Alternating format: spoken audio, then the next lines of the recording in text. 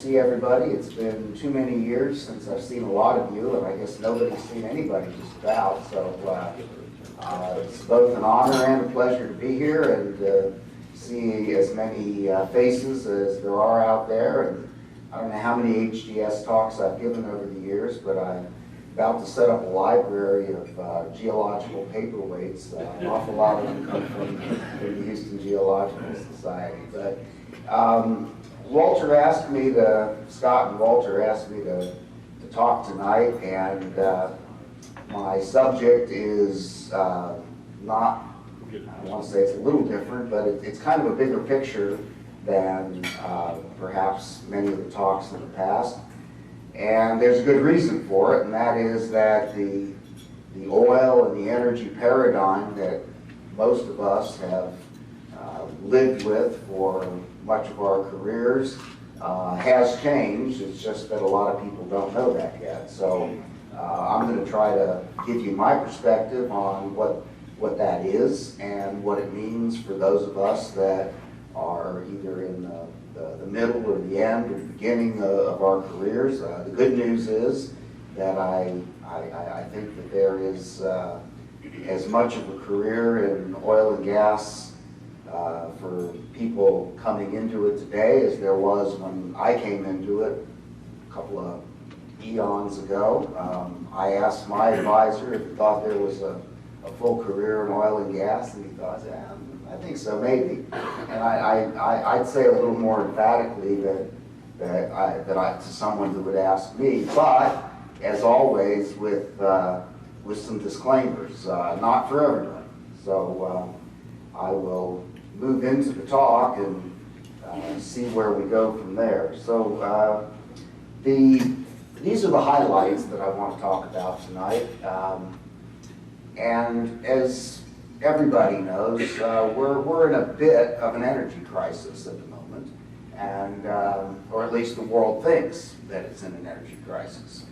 And what I'd like to convince you of is that this energy crisis is more fundamental than just a shortage. Okay, we're having shortages of natural gas and coal mostly in some parts of the world, Europe particularly, and parts of Asia. But there's a larger problem, and that is that the oil age, as we have known it, really began ending just about the time most of us here got out of school.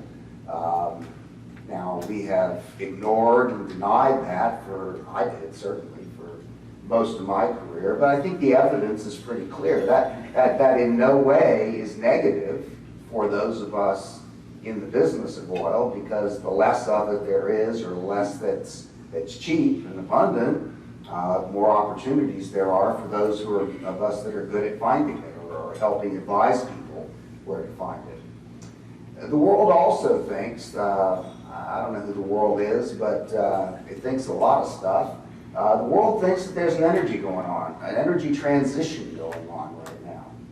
And that's true. I think there's always been an energy transition going on. The part of this that some people have a hard time comprehending is that energy transitions are additive. Okay, we hear a lot of people these days talking about, well, we got to get off of fossil fuels. We got to get off of this. We got to get off of that. We never get off of anything, and I'll show you some slides that I think will prove that to you. I mean, we're using just as much biomass today as we used in 1800. Now, its percentage of the total has gone down significantly, but in terms of just the volume of biomass that the world uses, actually more than it was in 1800. So energy sources rarely go away. So for anybody that says we just got to get off of oil and gas, you can tell them good luck with that, because it's never happened before. The transition, as I indicated from my comments about the oil age beginning to end 50 years ago or so, the transition began a long time ago. Probably began in the 1700s when we first started using coal and later natural gas, and cetera, et cetera. And it's not going to be over by 2050 or whenever people think or want or hope that we get to, you know, whatever net zero. Or, and I don't mean any of these comments disparagingly. I think they're highly unrealistic, but the intent is certainly a good one to, you know, let's try to keep the earth as, you know, as good a shape as we possibly can. Energy is the economy, and people simply don't understand that, or very few people do. There is no substitute for oil, and never is a long time, so I'm not going to say there never will be, but I cannot see anything on the horizon that will replace oil in terms of its energy content, its general low price relative to what we get out of it, and its ease of transport and use. These are, I mean, I guess these are my opinions, but they're based on facts, okay? I mean, they're more than opinions. The energy is the economy because that's what life lives on. Okay, we got this funny idea in our modern world that the economy runs on money, which is a completely absurd idea because money is nothing more than a claim on work. That's all it is. I pay you this money in exchange for your sweat, if we were 300 years ago. So I give you this token, which you can then use to buy food, if it was 300 years ago, which was the primary source of energy. So you give me your energy, and I give you something that you can take somewhere and get more energy. Okay, that's what money is. And people who think that money has a life of its own are naturally confused by almost everything. And this is why economists can't seem to figure it out. Because they keep thinking that, well, you know, if we screw with, you know, the M1 or the M3 or the M2 and, you know, we change interest rates and, you know, all that does have an effect. But if you're dealing with something that's a second, third, or fourth derivative of what's really happening, you're going to screw it up. And you know, I love economists, don't get me wrong. They're just deluded. I mean, they don't understand that the basis of everything is energy. I mean, you know, go talk to a lion. Go talk to your dog or cat. I mean, what's your dog or cat want all the time? Food, right? They get it. They don't want money. They got no use for money. It's not because they're dumb. Declining economic productivity is the inevitable result of declining oil use. And that's where we have been, and that's where we're going. So if economic productivity is decreasing, then what happens to our overall society and our standard of living? It goes down. Part of the reason that we do silly things like, you know, elect crazy presidents is because people are pissed off because life is not as good as it was 20 or 30 or 40 years ago. And they want to make something great again. And what we need to do is go back to when oil was as abundant as it was in 1970 and cost in $22 about what it did then. And that isn't happening. It's not happening, sorry. There's a new world order that is emerging. And for those who think that the war in Ukraine is some sort of testosterone contest between, you know, Putin and Zelensky, I got news for you. It's much bigger than that. It's huge. And if Ukraine is somehow, you know, vaporized tomorrow or peace is declared, it ain't gonna end because the world has divided into sides and that's going to be with us certainly for the rest of my life, which probably won't be all that long, but you know, for the young people here, I would be shocked if in 30 years we see anything like the world order that we're used to today. In fact, I think we have a Cold War. Cold War II is officially in play right now. And the battleground of that Cold War is natural resources, and the master resource of the planet is oil. And if you see things in those terms, a whole lot of things get clear. Now, for those who are in geoscience, geologists, geophysicists, engineers, and other people who work and support those people, service companies, etc., there's an awesome opportunity for everybody because of all the things I've just described. But not if you're doing business like it's 1985 or 1995. Not if your skills are appropriate to those decades in the past. The days of sitting in an office for a geologist and making maps and deciding where to drill a well, I mean, if you're like me and you're kind of semi-retired, it's great. It's supplemental income. But if you're at the beginning of your career, that's not going to cut it. A whole lot more is going to be expected from you if the industry is going to be successful. So we got an energy shock going on right now, and it's a big one. This graph is not meant to show anything in detail except that the direction of everything is up. Okay, so this graph, I stole it from Bloomberg or somewhere. It shows a lot of things. It shows LNG, liquefied natural gas. It shows Brent. It shows TTF, which is Rotterdam, Amsterdam natural gas. It shows EU imported coal, and it shows German power.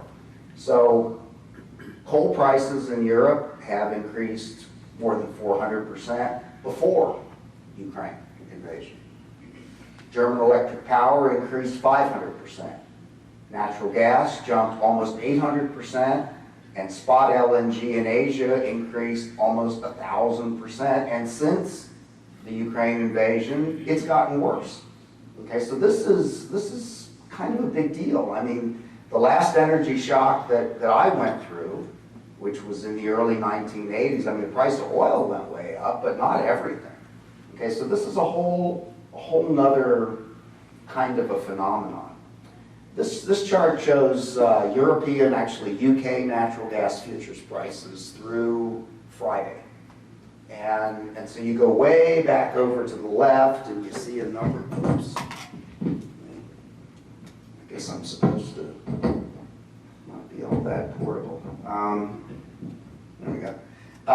So 569 and the blue line below the red, that's US natural gas futures. So we were, at like 250 in Europe, or UK was at, 5.5 or something. And then you see that, I mean, the Ukraine invasion is shown over here, all right?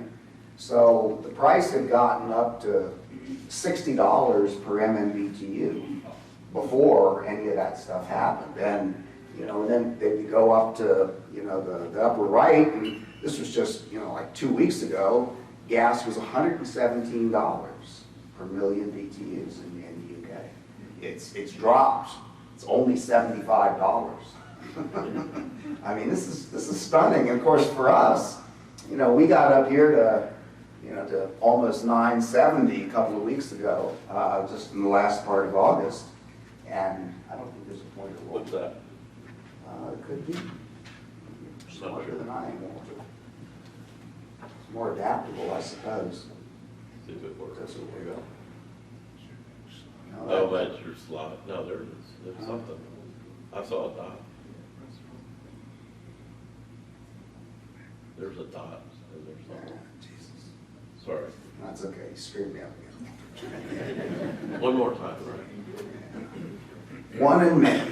All right, we're just going to stick with this. There you go. All right, cool.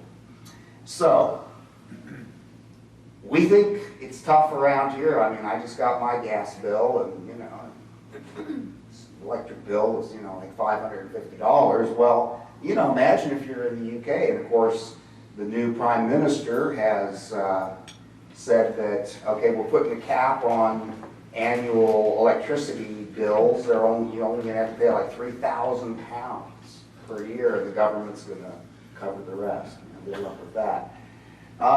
This is Brent, and It went up a lot, okay? We went from 70, we got clear to 128. March 8th was just a few days after the Ukraine invasion. So, Brent has gone up 58 bucks between March and December, but it never quite got back there, and it's been falling. And, today, I think Brent is at 91 or something like that. And for those who care, I mean, WTI and Brent are absolutely correctly priced based on all the analytical work I do. I mean, everybody who would like it to be, WTI to be 110 said, oh, it's underpriced. No, it's absolutely correctly priced. And I don't have a slide on that, but I'll be glad to explain that to you. So markets aren't always right, but they're pretty damn efficient. Energy. What is it? Most of us in this room are in the energy business, and I talk to people in the energy business. I mean, hell, 90% of the companies we work for are called something or other energy company. And yet when I ask people, what is it that you do? Oh, well, we look for oil, or we look for gas. Well, but your name is energy or natural resources. A lot of companies call themselves natural resources. And of course, a resource is something that hasn't yet been found. It's just out there somewhere. So I'd rather have a company that was called, the XYZ Reserve Company or Improved Reserve Company. Made me feel a little better. But what is energy? And the answer is, we don't really know. Okay, Aristotle made up the word. There it is in Greek, and there is the transliteration, energia, and it literally means work within. And I chose this cute little diagram that I got off of some, psychic tarot reader's site. I don't know what it was, but it's that thing that we don't know what it is. It's the work within. It's the work that is found within a barrel of oil or a cubic foot of gas or something like that. So it's the potential to do work. Now, I don't want to buy stock in a company that has the potential to do something. I want to buy stock in a company that can get something done. I'd like to buy stock in a company that called itself the work company, because it's work that we actually get out of energy. And then there's this other, and that's simply force times distance, this guy here. So I push something a certain amount of distance, and that's work. And then there's power. We got all these power companies. People use these words interchangeably: energy, power, work, whatever. Well, nobody uses work. Power is simply the rate at which work is done. Okay, so we got that straight. It's not meant to be a physics lesson, but let's be sure we're talking about the same thing. Paradigms, okay? So there's two words in my 3 or 4 word title. I use the word energy. I use real. I'm not going to define real. The real energy paradigm. What the hell is a paradigm? Well, for those of you who haven't read this little book, I'd recommend it. It's called The Structure of Scientific Revolutions by a fellow named Thomas Kuhn, who was a physicist. He wrote it in 1962, and he's the guy that made the word paradigm a household word, at least among halfway educated people, which means we can't be in Congress. A paradigm, well, we got a congresswoman from Colorado who doesn't know what the 19th Amendment was. And she said something like, well, it's sarcastic, but Moses only got 10 amendments from God. There can't be a 19th Amendment. She's one of my favorites, by the way. A paradigm is basically a belief. It's a model, if you will. And it's a model that we all share, or a few of us share, that seems for a while, or for now, to sort of explain things, explains trends, explains patterns.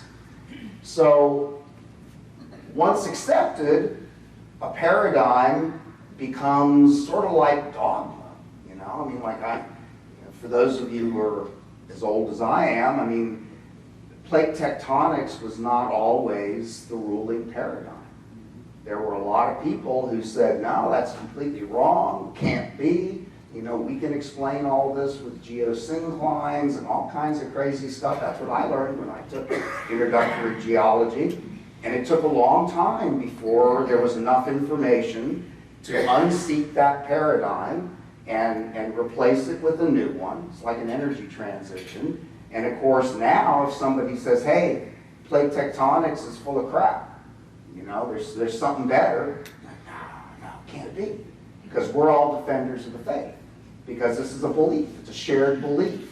I mean, you know, the earth doesn't really give a crap. I mean, the earth just does what it does. It doesn't need a conceptual framework, but we have to have one. We have to simplify things. So a new paradigm usually only emerges after the old one has failed so miserably that we got no choice but to take another one. So the current oil paradigm that we're in is predicated on the belief that there's pretty much an infinite amount, or at least an abundant amount, of cheap oil.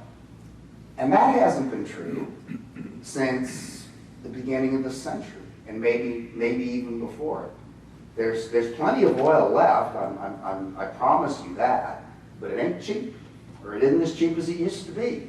And so how can the paradigm that we base all of our thinking, supply, demand, you know, all kinds of cool stuff like that, why don't we question that paradigm? Well, because we like it. The oil shocks began in 1974 and really kind of went through 1980, 1981. That was really kind of the death knell for this paradigm of cheap, abundant oil. But most of us haven't acknowledged that. What's happening right now will mark its terminal decline.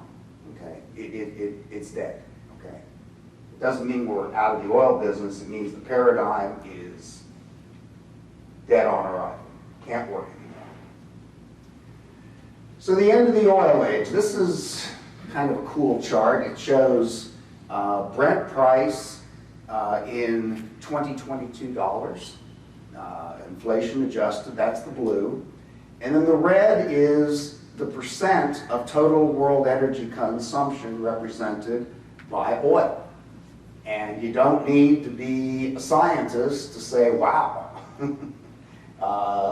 as a percent, we're using a whole lot less oil today than we were in 1977. In 1977, was 3 years after the first oil shock. There's 1986, the big oil shock was right in here when oil got to $121 a barrel in today's money, and it's been going down ever since. So empirically, if you don't have any kind of anything going in this fight, to anybody on the outside that doesn't care about the oil business, you guys are done. This thing began ending in 1977. Well, surely you all see that. I see that. Well, this is even a scarier thing. This shows, again, the same Brent. I think I've got it adjusted to 2020. I don't remember why I did. That doesn't matter. So Brent price is in blue. And now I've taken the same oil consumption, instead of as a percent of total energy, I'm just showing per capita, how much each person uses. 1978, there's that kind of magic year, you know, after the first oil shock, per capita oil consumption. By the way, the scale here is 1800 on the left, okay? So it was pretty much zero back then. Per capita oil consumption going up and up and up and up, 1978, kaboom, down to 85, and then flatline. Okay, so we're all using less energy than we did when I was a kid. I've already said it, energy is the economy. This quote is me, could be a lot of other people. Most people think the economy runs on money, but it runs on energy. Energy is the economy. Money is a claim on the work that comes from energy, and debt is a lien on future energy. So if you're going into debt, you're saying, I'm going to pay you for the work you're doing today with money energy and money I don't have yet, but I will. Promise, I'll get it. That's why debt's kind of a scary thing, because it presumes that the amount of the abundance and low price of energy is going to go on forever, and it's not. But this is kind of a cute little graph that I made one for 1917 and 2017, and my friend Simon Michaud updated it for me to 2018, and it shows liquids consumption, oil, on the left, and GDP, gross domestic product, on the right, and damn, I mean, you know, it's a straight line. Energy is the economy, guys. The countries that use the most oil have the highest GDP, and the countries that use the least oil have the lowest GDP. And you can do this for any year, you can make one yourself, it's not that hard, and you will see that that is true. And so the previous slide that shows that energy consumption is going down overall as a percent of total, and that per capita we're using less, has profound implications for economic growth. At least it seems like that to me.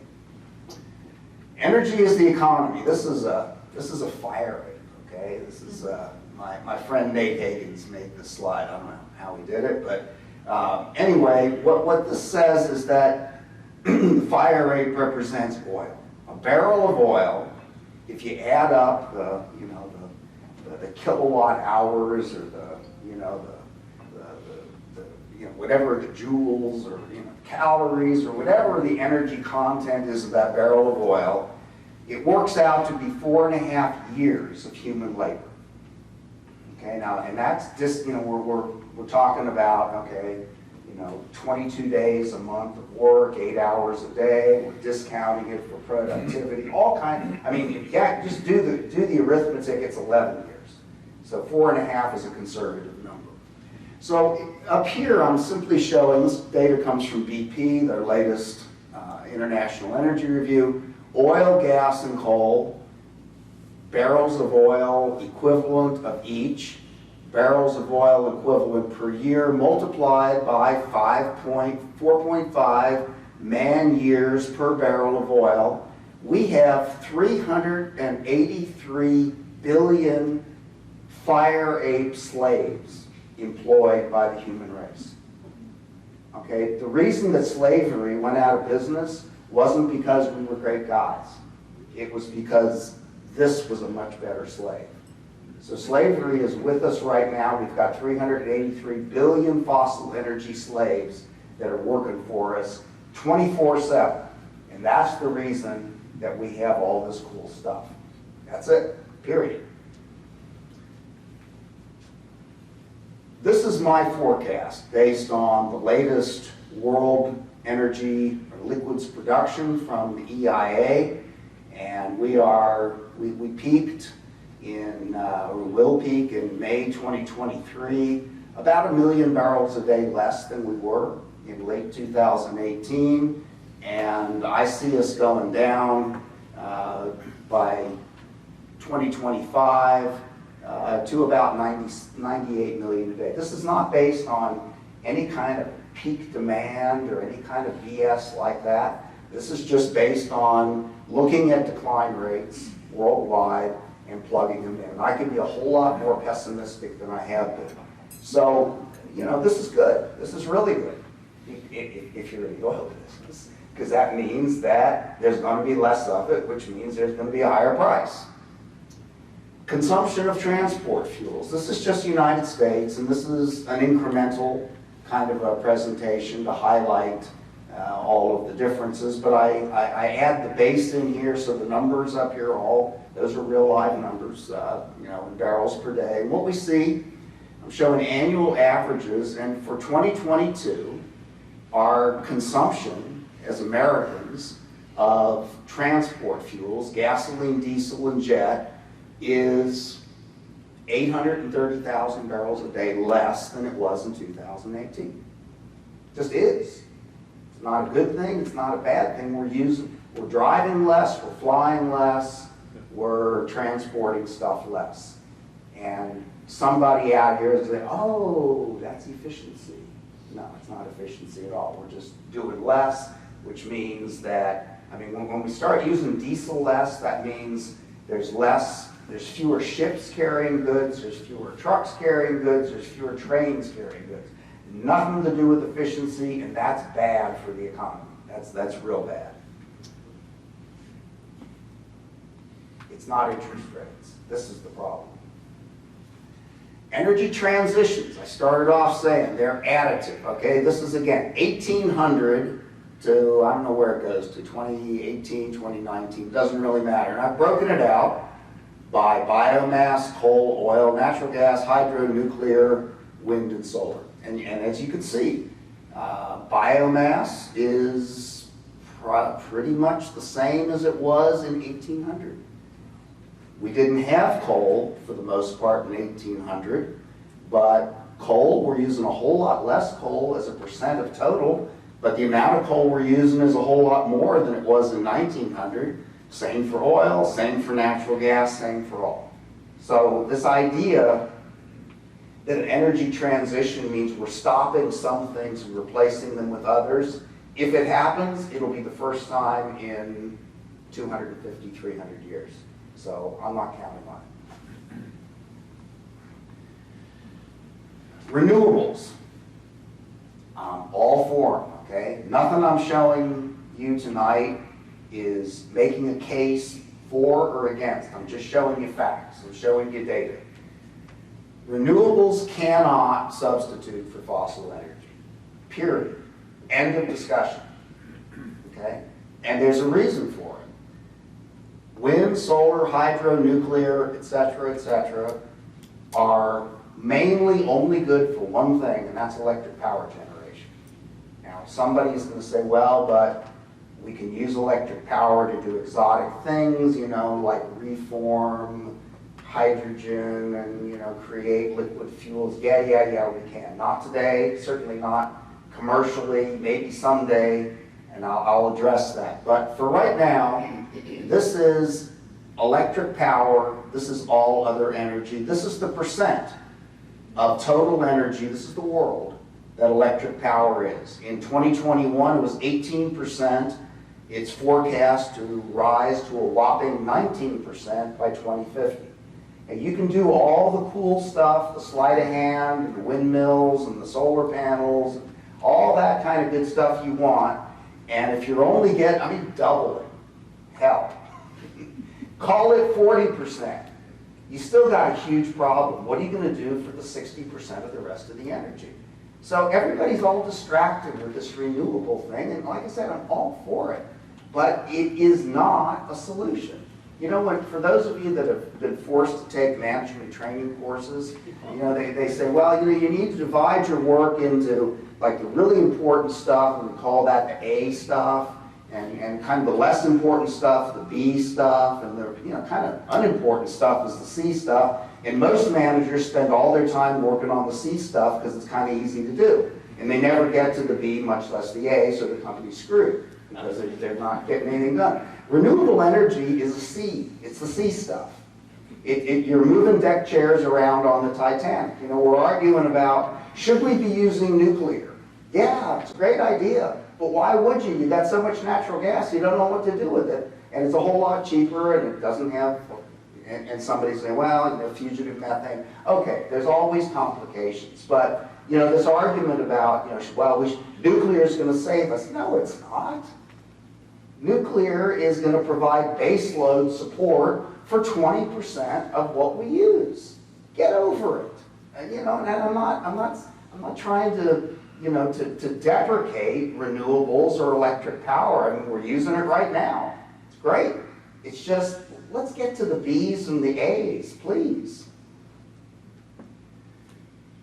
Well, here it is, guys. This is IEA this time. I believe I'm an equal opportunity employer here. And this is IEA's forecast reference case out to 2050. Everything that you ever cared to know about and some stuff you didn't. Percent nuclear. Wow, gee, guys, we're going to be 5.5% of our total energy consumption is going to be nuclear in 2050. Double it, triple it. Can we stop talking about nuclear, please? It's not important. It's a rounding error. Renewable, 10% by 2050 of the world. It's a rounding error. Well, it's a big rounding error, okay? But it's a rounding error. And again, I'm all for it. Can we please talk about something that matters? Fossil energy is going to decline from 80% to 66%. That's a lot. But it's still 2/3. Okay, can we just accept that this is notionally correct? The numbers are wrong, all forecasts are wrong, and can we move on? Can we start talking about what's real as opposed to what is in my crib? You know, what my mommy and daddy told me when I was 2. Because that's not happening. At least not according to smart people. All right, then there's the climate change illusionists. Okay? These are the guys that tell us, no, this is all wrong. That oil is the answer, it's responsible for all the prosperity in the world, and so far I'm with you, 100%. Okay, but then they go and they say, and climate is not a problem. Steve Koonin, he wrote a book called Unsettled, and it's very unsettling to me because it's wrong. Now, there's a lot in there that's absolutely right, but his climate stuff is pure crap. He says CO2, this is straight out of Koonin, CO2 concentration over the past 550 million years, and you look at it and say, wow, no problem, right? What's all the crap? What's everybody talking about CO2 for? We got the lowest level of CO2 since the damn Permian. This is a hoax. This is an absolute friggin' hoax. All these people worried about CO2. Well, let's take a look here. That's 200 million years. So each one of those divisions is what? 40 million years?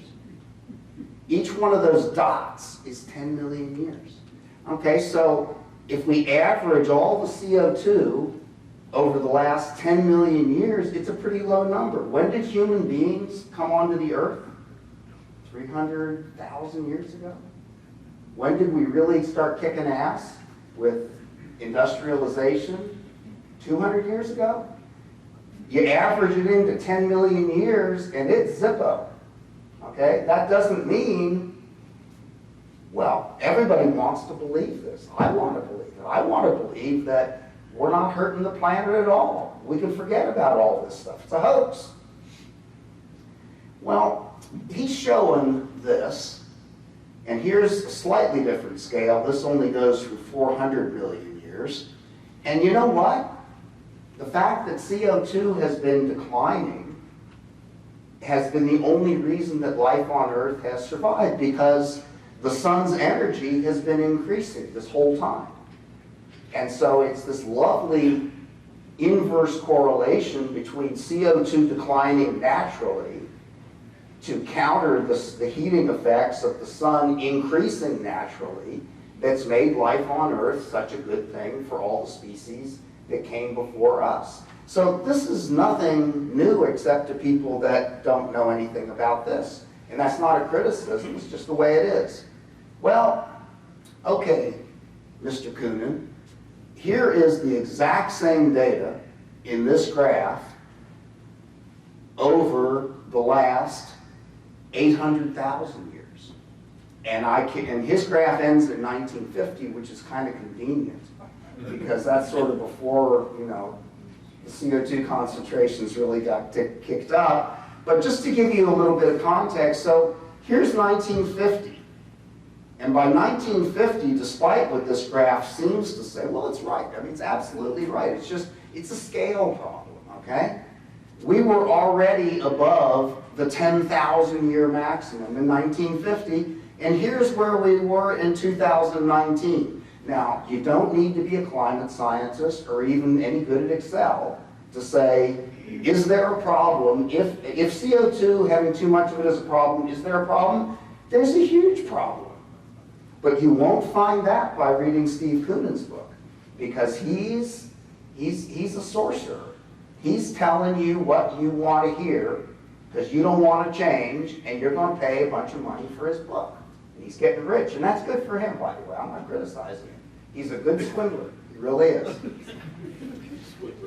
Alex Epstein. Okay, this guy's, this guy, okay, this guy has a bachelor's degree in philosophy with a minor in computer science, and he's telling us about energy. Okay, I don't need to say more. Here's an Alex Epstein graph. Global CO2 emissions and world life expectancy. Therefore, no problem with CO2, right? We're living longer. Well, first of all, I don't recall anybody ever saying that CO2 was killing people, right? I mean, it's causing the planet to warm, which eventually will have negative effects on a lot of things, including human life. But, so, it's kind of a red herring to begin with. But, just to carry this a step further, because I like to have fun, electric light bulbs and bad breath. Because none of them have anything to do with CO2 emissions. And I could go on. I could get really, kind of risque here if I wanted to. But, these guys, and there's more of them, by the way. I mean, these are just two of the more recent ones that are getting credibility. It's crap. It's total crap. And I don't want to get into arguing whether climate change is real. I mean, I think it's absolutely real. But, there are people out here who say, no, Art, you're wrong. Okay, fine, I don't care. Just saying, this isn't even bad science. I don't know what this is. This is, I mean, these guys ought to run for Congress, is what they ought to do. Climate change and the energy transition. We're almost done here, guys.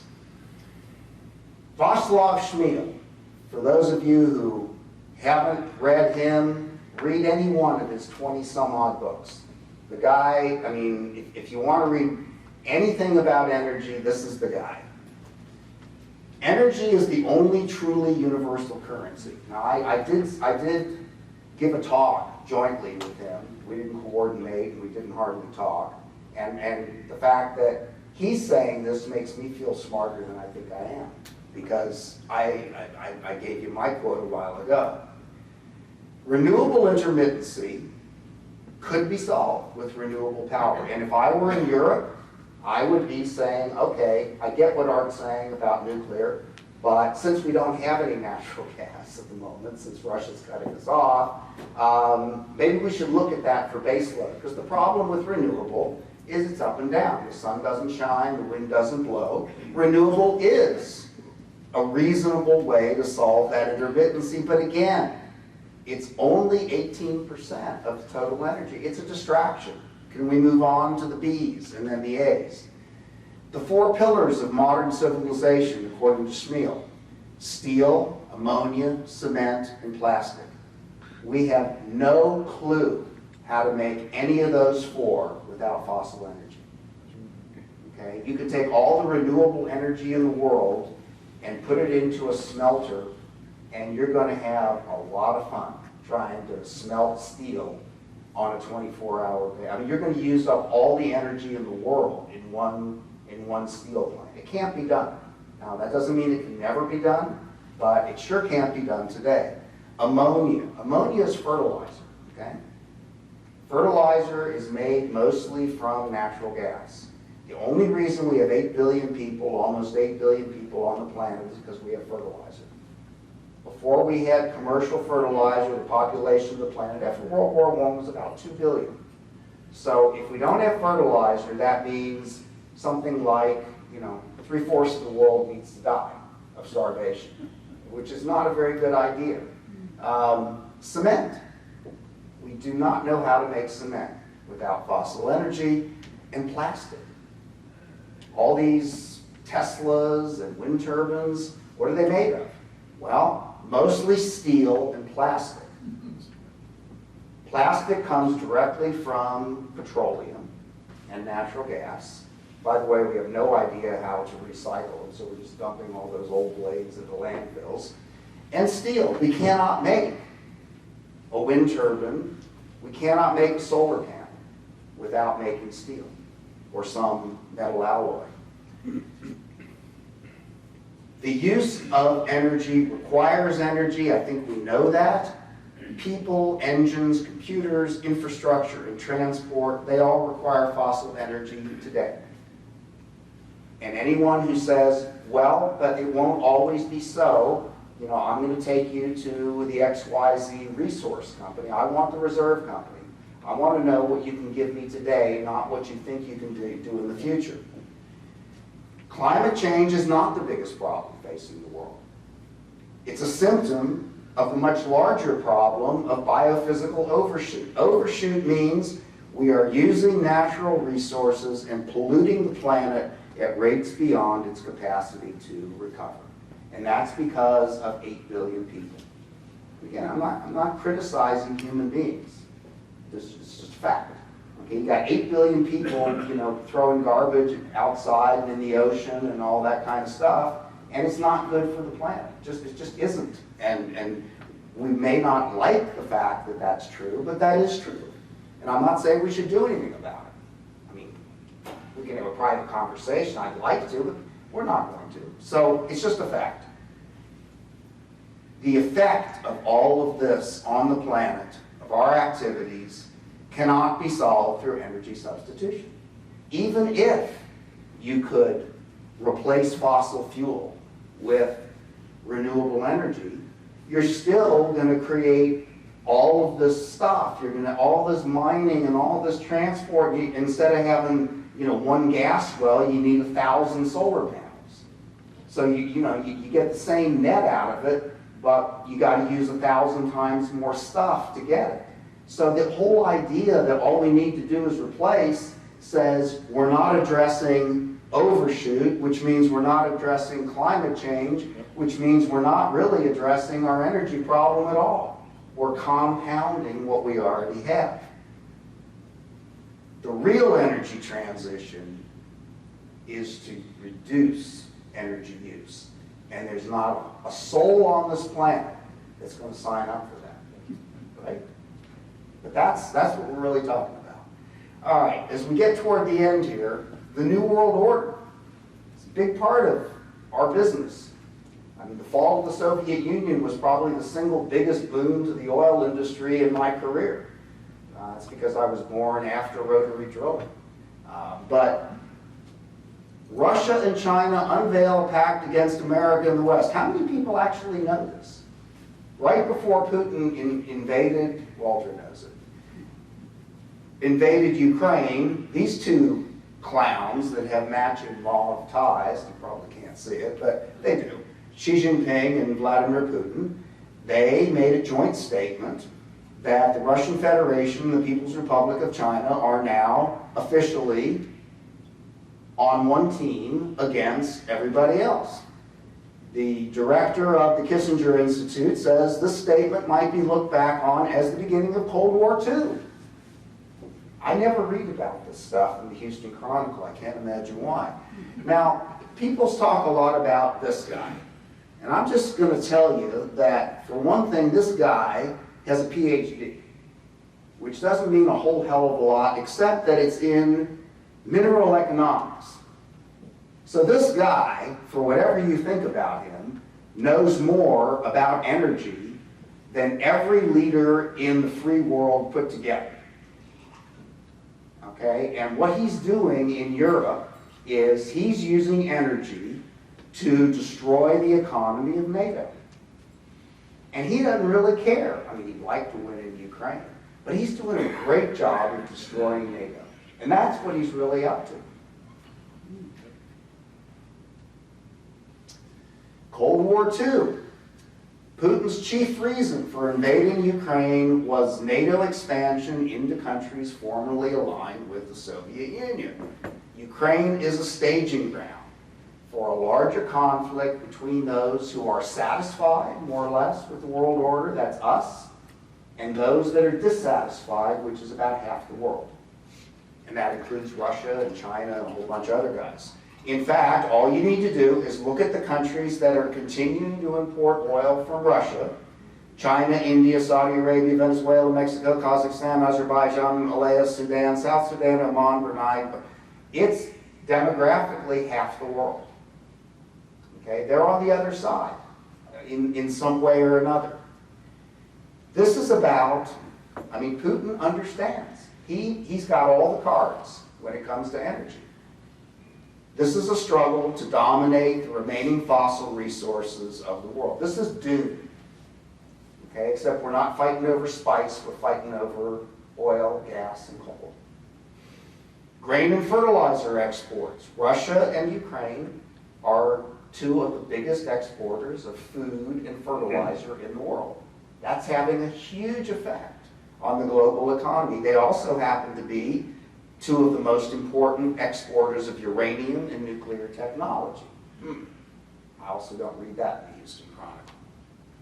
Here's the New World Order. The blue, if you're us, is the good guys, and the various shades of red and brown are the other guys. And these other guys used to be called the BRICS, Brazil, Russia, India, China, South Africa. Now we call them the TRICS, okay? The Turkey, Russia, India, China, and Korea. But you know, you add up the populations of all of these countries, and at best, it's an even match. Geoscience and the New World Order. The good news, I don't think energy prices are going to stay as high as they are right now, but they're going to stay high enough that energy companies should be able to make tons of money if they're any good. And if they can't make money at $70 or $75 a barrel, they don't deserve to be in business. Because of this energy shock or crisis or whatever you want to call it, the world is becoming less energy blind, and that's a good thing. Energy is the best performing sector of the S&P 500, and right now people are kind of obsessed with ESG and all this kind of touchy-feely stuff. That will change, okay? People like to make money, and their esoteric preferences will eventually give way to their greed, and money will come back. As I said in the beginning, the days of sitting in your office and making a little map, if you're working for a company, those days, you're not going to get paid to work on a science project. You need to know a lot more about data management, markets, economics, reserve forecasting, other forms of energy, and global affairs. That's my take, okay? I may be wrong, but that's what I think companies are looking for. If you don't have that, you might want to think about getting it.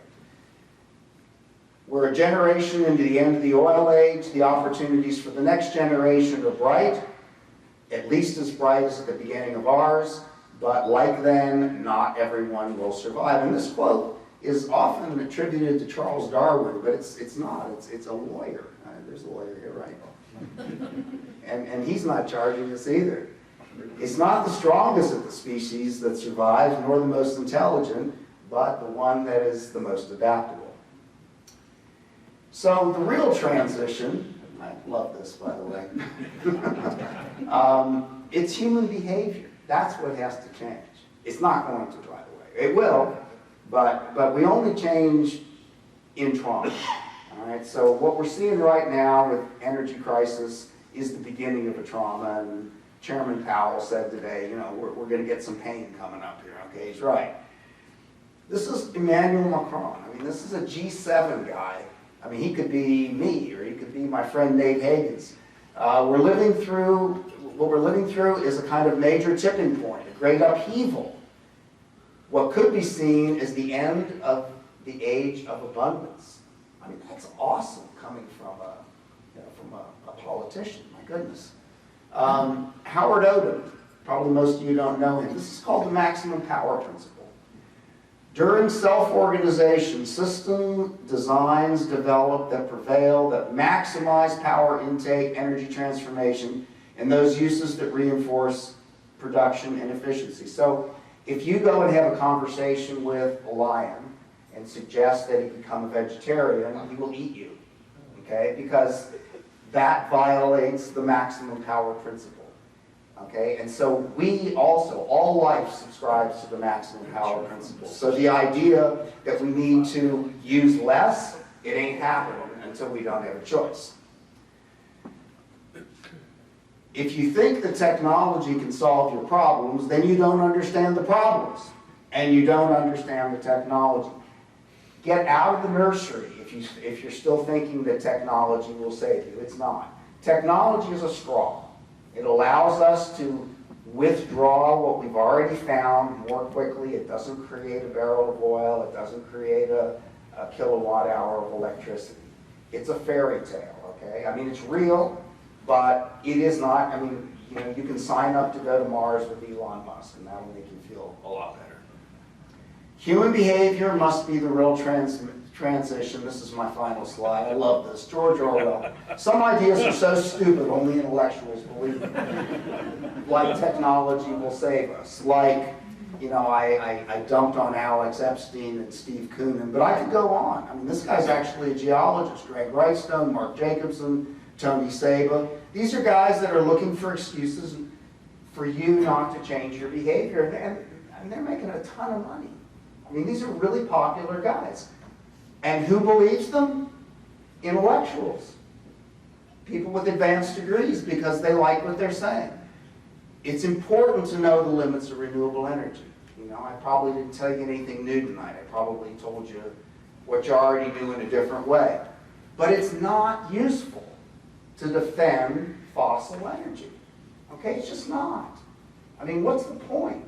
The world is changing whether you like it or not. This isn't, you know, this isn't Family Feud. I mean, this is happening. Get over it. Defending fossil energy like Alex Epstein and Steve Koonin and all these guys, they're defending a dying paradigm. These are the guys that are fighting tooth and nail to keep the geosynclines going. Okay? I mean, seriously. I'm not criticizing them. I'm just, you know, objectively, that's what they're doing. Science, which is what most of us in this room do, it's about describing the present state of things, not fitting them in to your cherished belief structure. Look at the data. If you believe in these illusionists, and by the way, I substituted, I think I used hacks or con artists or grifters. I think I used grifters. But I decided that was unfair because I actually think some of these guys are deluded enough that they believe it. They're intellectuals. They believe their own crap. The climate change and energy transition train left the station a long time ago. Nobody's forcing you to get on. But being right about them being wrong is just going to make you miss the train. And if your goal is to work and earn a living, I think you need to be on the train. Thanks.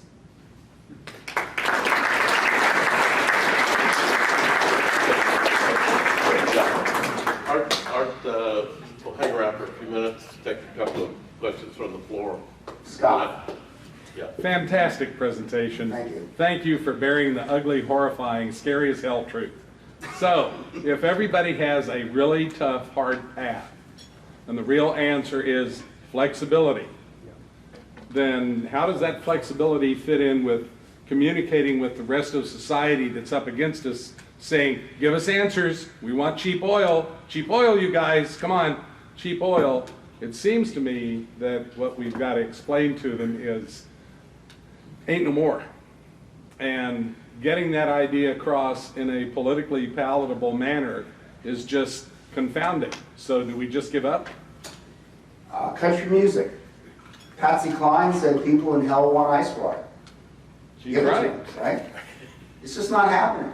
Okay? And so I think, I mean, what I try to do is to recognize the infantile behavior when I see it. People want to blame somebody for, you know, for their problems. And rather than fight with them, I mean, I like to make fun of things. I like to, you know, try to make people laugh a little bit and be sarcastic because it's fun. But I mean, really, I mean, you have to feel sorry for these people that are stuck in the past. And you know, you're not going to win that argument, Scott. You know, they want ice water. But the truth is that they're in hell. They're suffering. They're miserable because they don't know how to fulfill whatever it is they want, so they spend all their time blaming somebody for what they don't have. You can't fix that problem.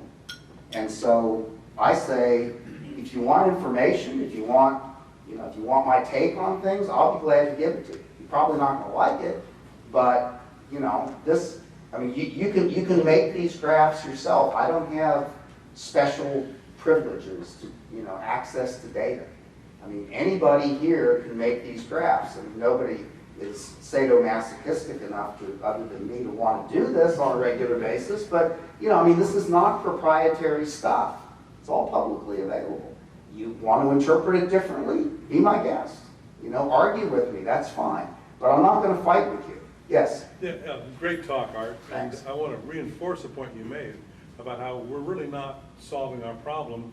We're working on the C things, not the B and not the A, and we're not really wanting to look at the elephant in the room. And I hear, and you've probably seen, I've written a little bit on this, but I haven't written enough. We think that solar and wind are going to save us. And anyone can do the math. I've done the math. Anyone can check me on this. The output of one Haynesville well is you need 38 Vestas 2 megawatt wind turbines to equal the output of one Haynesville well. And then each one of those Vestas, and this is NREL data, each one of those wind turbines needs 248 tons of steel, copper, and aluminum. And where do you get that? Do you download that from the web? Does Amazon deliver that? And then and no one's really talking about this. And then one more thing I'm building on that argument is that when you smelt all these minerals, especially with the coppers, there's a whole lot of lead that comes out, and lead pollution is a global problem. Anyway, it goes on and on. But that whole point you're making is we want to do things that make us feel fuzzy and warm, but we're not really fixing a problem. And I think you make a very good point. Well, and I thank you for those comments, because copper is probably the biggest shortfall that we have. I mean, we've got lots of others. We've got cobalt and lithium, and you name it, and a whole bunch of other things that we have to have for batteries. But I read an odd article today. Sure. I call it peak copper. Yeah. I mean, we're hitting peak copper. I mean, there's not enough to do anyway. I mean, when I was in graduate school, we had run out of everything except the most disseminated forms of copper, and that was back in the Jurassic, right? So I think it's a psychological problem that the thing that we most fear is looking at ourselves, and all of this stuff scares us. And so we prefer to listen to another story. Somebody else will tell me a story that makes me feel better, and then I don't have to look at myself. Yeah, go ahead. It seems that in the leadership that we have, there's a lack of any logic. Now, I'm not surprising anybody, but in the past, if someone said that in the next 12 years, everyone needs to drive an electric car, and you expect in the next sentence they're going to tell you how to make that happen. But instead they tell us they don't have enough electrical power today to cool the houses. Or to charge the EVs. Or to charge anything. So my question is this, that in the past a pronouncement like that would be followed, and we're going to build 14 new power plants. 7 of them are going to be nuclear, and 7 of them are, and that's how we're going to make this transition happen. But that doesn't seem necessary anymore. It's just the statement is the fact. And with this kind of leadership, it's like marching off a cliff and hoping that eventually the cavern will fill up with bodies so you can walk across. And it just doesn't make any sense. It's a base level shift, right? You got to fill the base of the shale before you can prograde the sand across it. It's exactly right. It's a good analogy. The scary thing, first of all, I mean, this has been going on for at least the 5,000 years of written history. Okay, we elect leaders to tell us what we tell them we want, and they tell us back. Okay, and so there's a lot of people who have decided that the planet's in trouble. Most people, if you take a poll, agree that the planet is not doing well. And so the people in Congress or in the EU or, you know, wherever you want, I mean, it's not a uniquely American problem. And, you know, by the way, I mean, the whole idea of blaming this president or that for inflation is just preposterous. I mean, inflation's a global problem. You can't blame, you know, one president for something that's affecting everybody. But you know, it's the blame game. But I go back to Putin's PhD.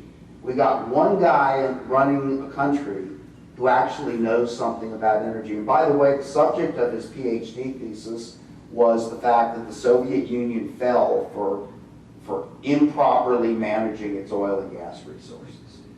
Okay, so this guy actually, he's the only guy running a country that isn't energy blind. So the rest of them, you know, I mean, complex systems are just way beyond a politician.